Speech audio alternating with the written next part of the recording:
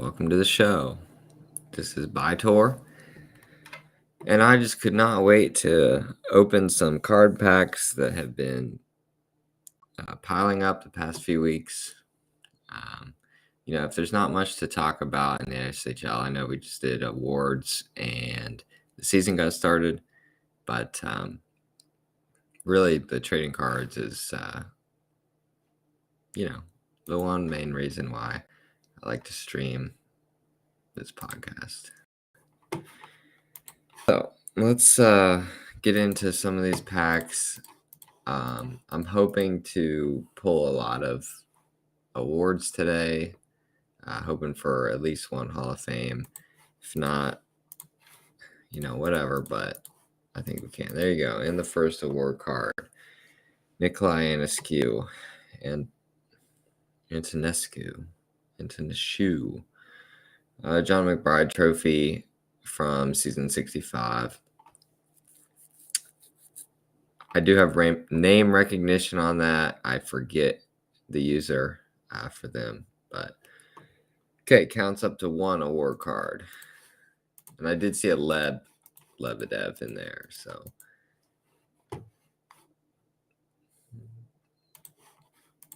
I am curious how the process is to make cards. So like you see Montagny here, just nominated for a McBride, did not win, lost to Evgeny Petrov, but Montagny is probably up in the high 80s now in terms of card rating. I know it takes time to make cards, but I would be interested in knowing the process of who gets selected to get new cards and how that is done. Let's see.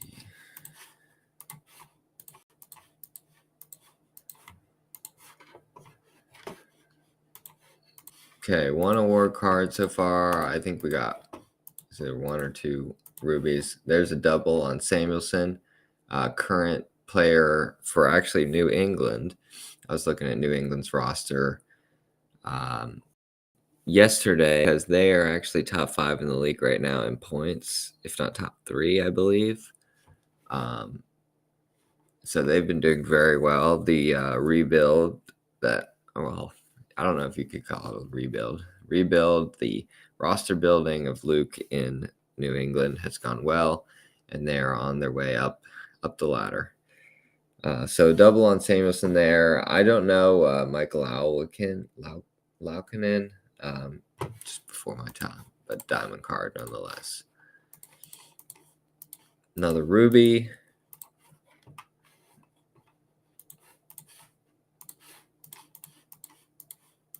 There's the second Rams bottom. Rams bottom was a St. Louis player when I was there.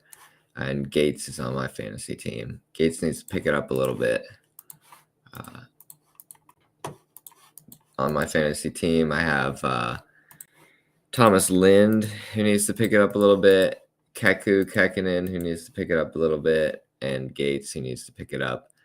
Outside those three, I did pick Montreal's goalies, and they're doing really well. So that's good. I have who do I have?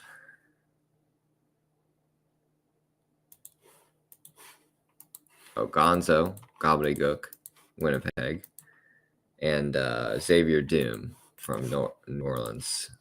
They're doing well. Those three have about 130 points apiece right now. But then the Lind, Kekkonen, and Gates are down near 80-something, I think.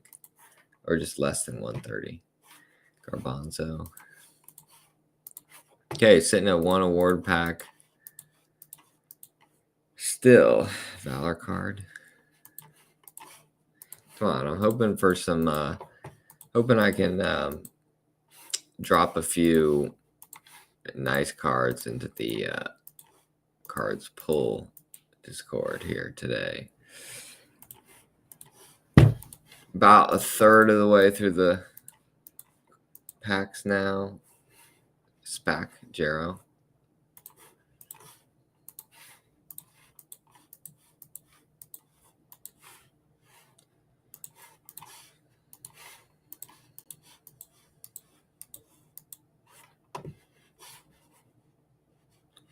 I don't know who that is, but I'm really speaking of Teuvo Teravainen, who is that render. I'm looking forward to the Canes Boston game today. Top two teams in the league, America Junior, Joe. 5 o'clock Sunday or today. Dang, Gonzo got a new car, a diamond. Awesome. I'm gonna drop that in Winnipeg's chat. Very nice. Very nice. If Gonzo got one, all brands should be getting one soon.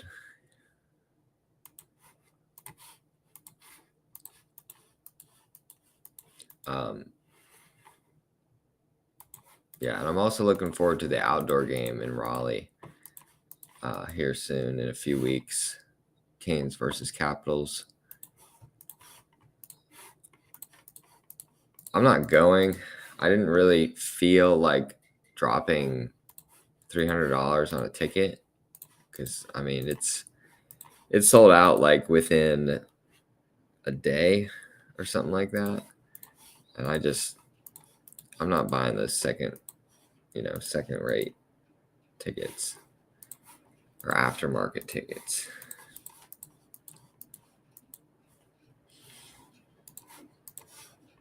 Okay, halfway through the packs.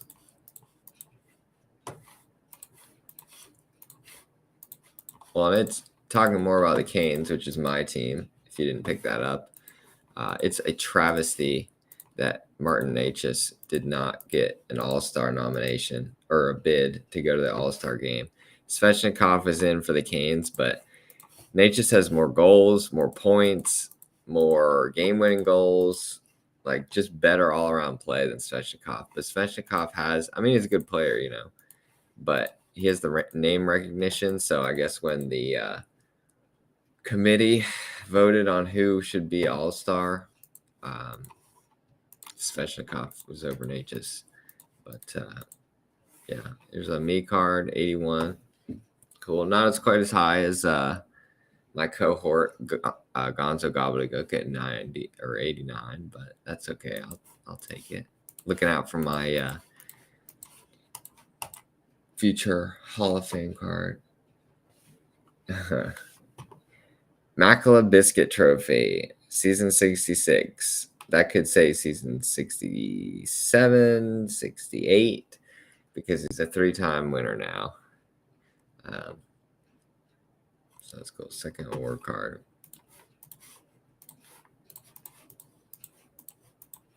Izzy J. O'Neill, my teammate in Winnipeg.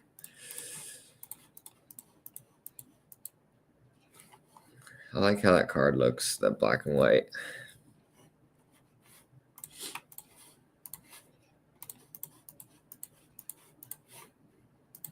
Come on, I need some more award cards here. Give me a Hall of Fame or something. I didn't store up all these packs just for... There we go, got a Ferguson. Season 65. Cool. The Ferguson's a cool award because really it could be anyone, any season that gets that penalty minutes lead. Now,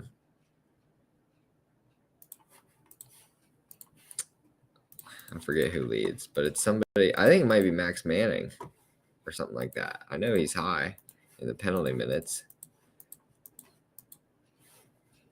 So I think that's my third Montagny.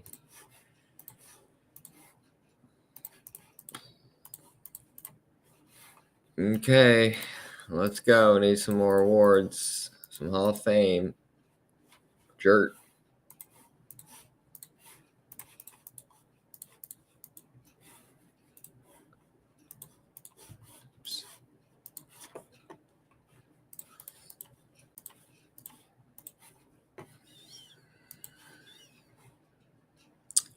No, it's stalling out of me. I did just get a new internet router. For those of you who are loyalists to the show, I've been talking about how my internet has kind of been spotty recently. That is fixed. I went to Best Buy and I was hoping, so my router was under warranty, and I was hoping to plead my case and get a new router or replacement or whatever. I actually had 5 days left on the 2-year warranty. And I walked into Best Buy and they're like, yeah, we don't care. We'll just give you a gift card for the value of the router. So I just turned it in, got a gift card for, $200 or whatever it was, because it was a nice router. Just didn't work. And I upgraded to the like $350 one. So we can never worry about Wi-Fi issues again. One underrated thing in houses, I feel like I want my future dream house to have wired Ethernet connections throughout all the rooms.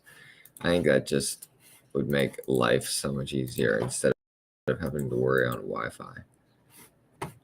Okay, last pack, hoping for a Hall of Fame here. We're gonna open it backwards. Dang. Okay, so we ended with 3 award cards and a few diamonds.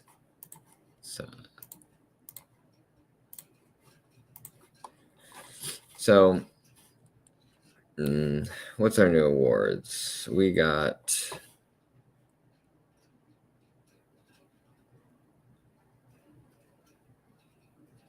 well, let's get rid of these diamonds. The new awards. We got another Makala, Nikolai, and Ferguson. Okay. Well, that's it for the card opening. I was hoping to get a Hall of Fame. I know I have quite a few now, but it's always nice to get them. And with 60 packs, it's unfortunate. That's okay. We'll let it build up again and open them all in the future. Just maybe some quick points on what's happening in the league. The season 69 is really already like almost a fourth of the way over. I think teams are up to like 15 games now, or 17 games or something like that. So the season is going by very quickly.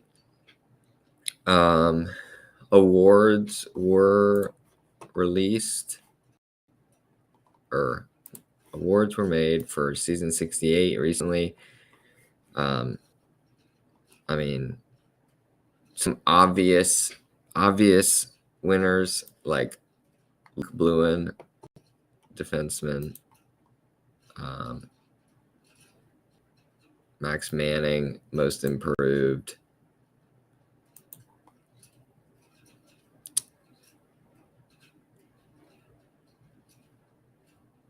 Yeah, I mean, all the nominees were worthy. I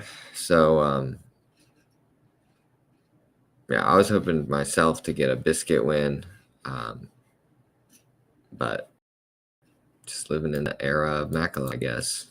Was hoping my plus minus and hits and stuff would overtake him, but didn't. Let's see what else. We just look at the standings really quickly. Montreal sitting on top, which is, good for them. New England there at 4, like I said earlier, with a few more games played than some of the other teams, but still good nonetheless. I personally picked Hamilton to be worst this year. They're close, still better than others. I'm kind of regretting my Texas over casino pick.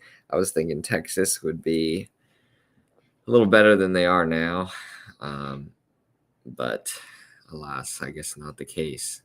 And Manhattan, they need to pick it up a little bit. They're just barely over 500.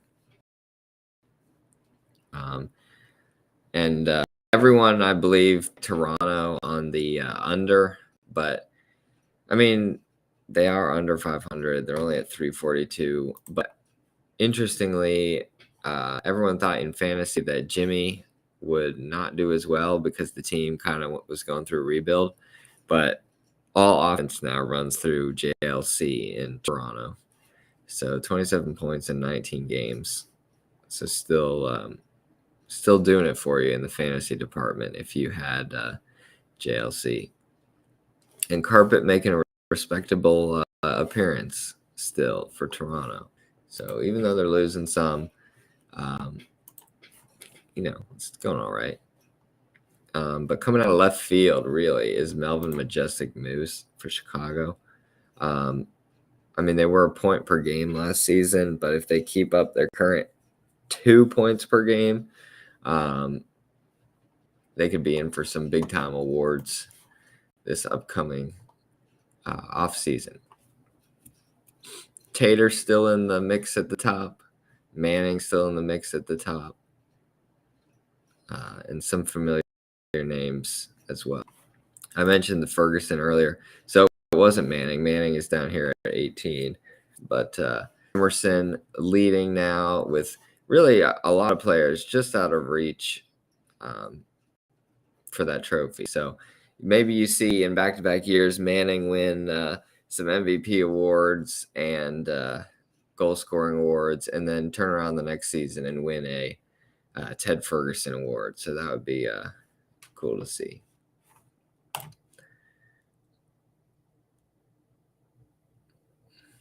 Nothing crazy in the time on ice department. I know San Francisco last year was putting it all on Vladimir Shenko. Not seeing that again this year for any teams. 25 per minute for Baltimore is pretty high, especially so Olabore was a rookie last year, and now he's getting 24 minutes ice time as a winger. That's pretty high, but it's not 27 minutes. So, and a lot of that's power play time. Looking in the defensive categories, so Gates is doing well. My fantasy pick in terms of blocks and hits and shots and stuff like that, but need a little more points. And same could be said for Makala. So still got a lot of the blocks, a lot of hits. Good in shots and takeaways, but just not getting the points this year. So maybe another repeat as a Bojo winner. Maybe we'll see. But at this rate, not looking at a Stevens win again. So we'll see what happens. But Ole Olsen actually is looking to be the best right now in the league in terms of defensemen. Good blocks, good hits, good takeaways, good shots, good plus minus, and good points with 8 goals in 16 games. So Ole Olsen right now is leading the Stevens race, I'd say, a fourth of the way through the season. Looking at goalies real quick, Brickwall is doing very well. Willie Miller is doing very well. Let's see. Shiny Shuckle as the Winnipeg backup is doing pretty good, 3-0-0 with 1 shutout, 1 goal against, and .958 save percentage. If we can get Shuckle some more starts, get him up to 12 or 15, go 15-0 on the season, that'd be pretty cool. And similar numbers with Montreal's backup. Let's see what else. What else stands out? Thor Odinson, good goals against for Seattle, the backup. Well, I guess they're almost running them half and half. Odinson and Miller, 7 games and 11 games. Both doing well.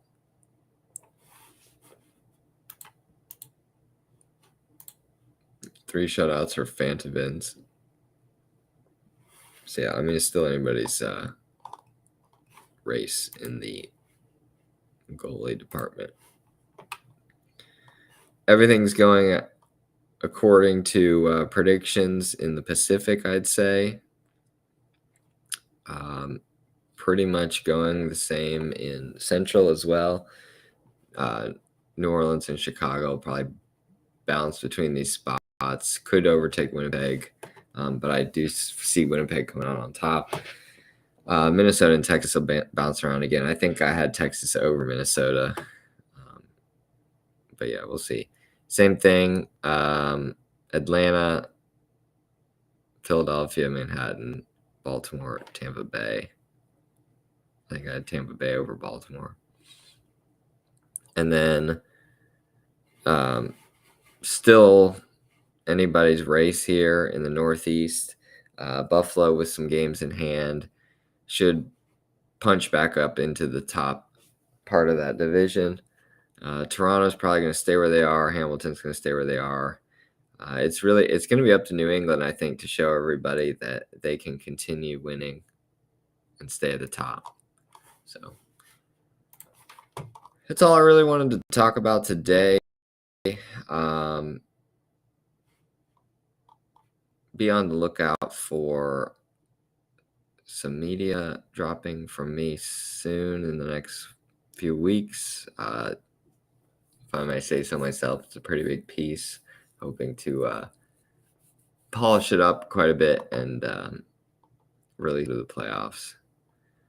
What else? Yeah, I guess that's it. We're at almost 22 minutes, which is a good short bite-sized podcast for you while you're driving to work, let's say. So for those of you driving to work tomorrow morning who are listening to my podcast, thank you. And I will see you again next week.